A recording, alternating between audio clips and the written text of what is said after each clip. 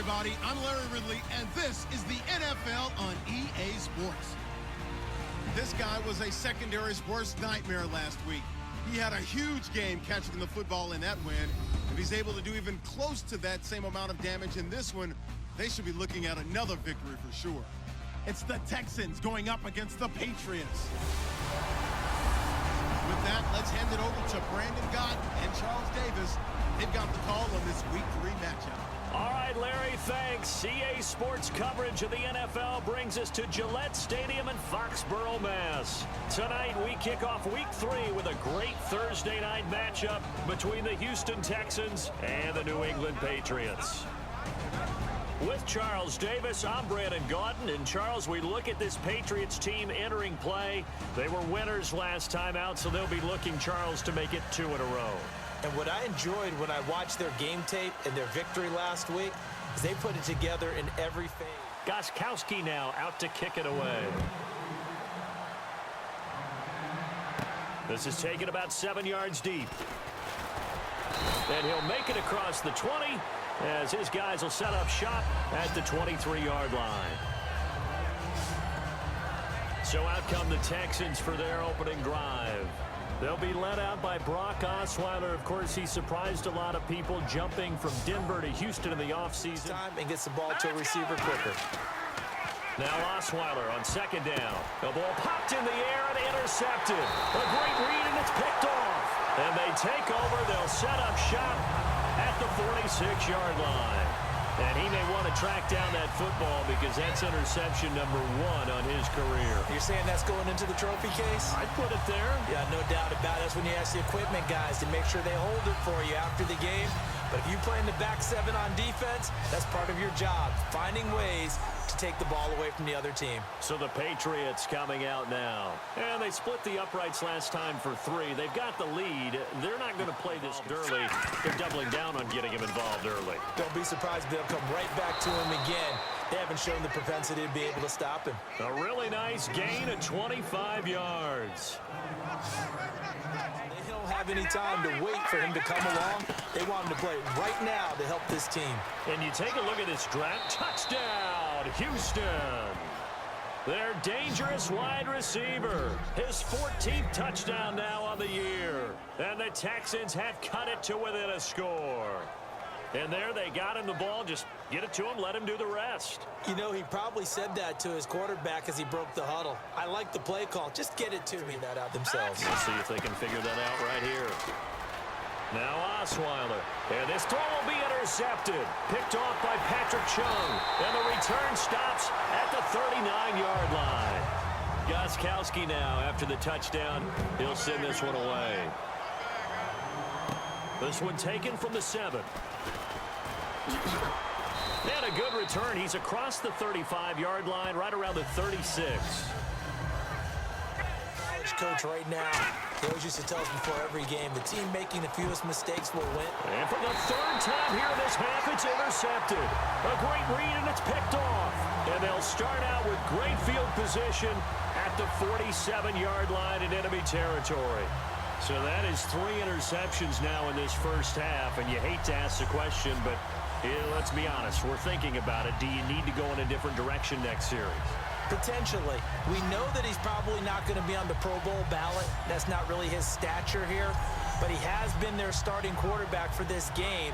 So they've got to weigh things about who's behind him. And it's time now for a player spotlight, and we key in on Brock Osweiler. And I guess right now, as we look at some of his struggles today, the term next play really applies here. He's got to move on.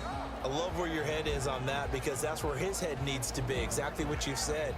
Yes, there have been mistakes made, but he's got to move on and play the next play to him a few times. They want to keep that up. Maybe they can pick off a few more. Well, they've disrupted already for 3 INTs. A huge play there for Houston. 44 yards. Coaches really don't care from what position they get this, but run after the catch ability, rack ability, is often the difference between winning and losing and changing field position.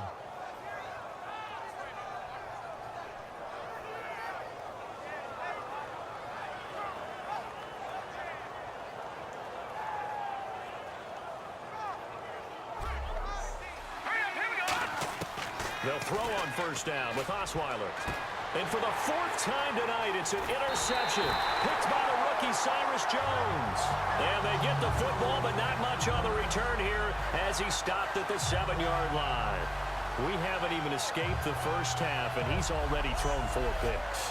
And Brandon, back in the good old days, probably back before you were born, if your starter threw 4 in the first half, he might throw 8 or more for the game because they weren't going to pull him out. They want to play this. I think we'll find out just how much they trust their guys in this situation. He's got a man, complete. Touchdown, Houston.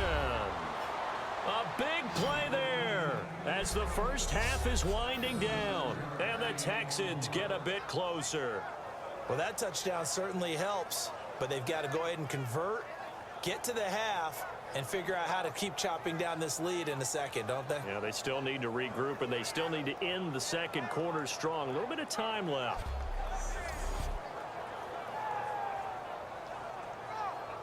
It's a nickel set out on 3rd and 6. Throwing, Osweiler, and finding Fedorowicz. They give him 14 yards that time. In this case, they tried to attack the middle of the field, but this zone defense didn't allow it because they were able to see the ball come off the quarterback's hands, and everyone was able to react to the football and knock it off. Know where the cuts are coming from, who has who. Well, guess what? There he goes, left side. Touchdown, Houston. Their dangerous wide receiver. His 3rd touchdown of the game, number 16 on the season. And the Texans cut into that lead.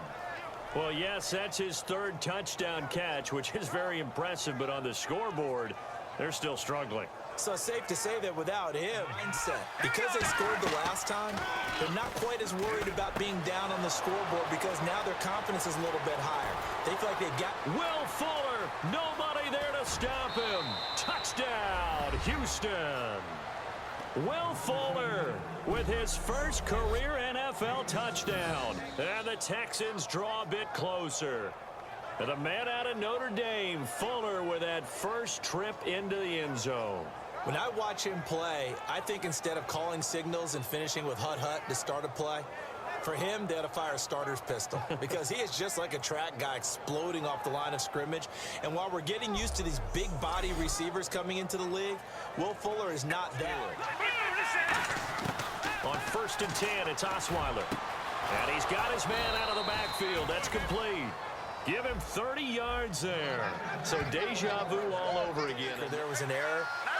Sometimes it's exactly as you described it. Sometimes they just made better plays, and that's what he's been doing. Got a man, it's caught inside the 10. Touchdown, Houston. A big play there with a career-high 4-touchdown game. And the Texans are an extra point away from taking the lead. And let's count them up now. 1, 2, 3, 4 touchdown receptions for him in this game. And just one shy of the NFL record. What a great performance. Going up and then breaks it off, usually after about 3 to 4 steps, and cuts towards the middle of the field. And now what he's trying to do is use his body to keep the defender away from the football and get the quarterback a really nice target. And let's discuss Osweiler. He'll look to throw. And he's got his favorite target yet again. It's complete. It goes as a gain of 8, and it moves the chains. And boy, they'll look to throw. This will be caught at the 2. And he'll take this one in for a Texans touchdown. Their dangerous wide receiver in the final minute. And the Texans have taken the lead here in the 4th quarter.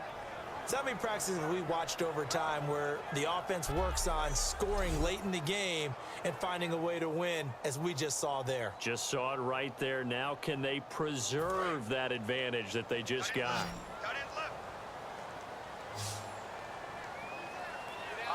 The wide receiver moving to a new spot.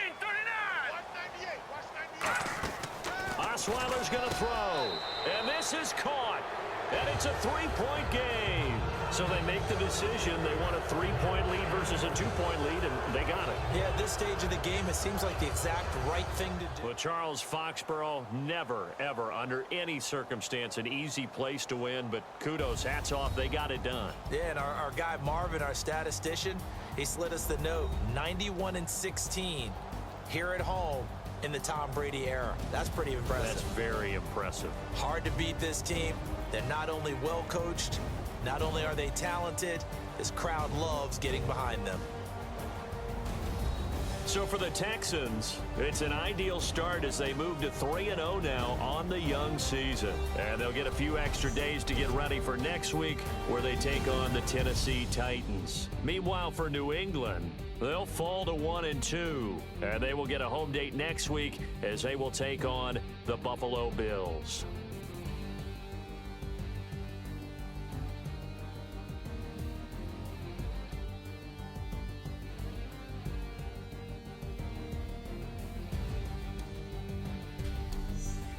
So that'll do it for us. For Charles Davis and all our crew, I'm Brandon Gaudin. You've been watching the NFL on EA Sports. From Foxborough, good night, everybody.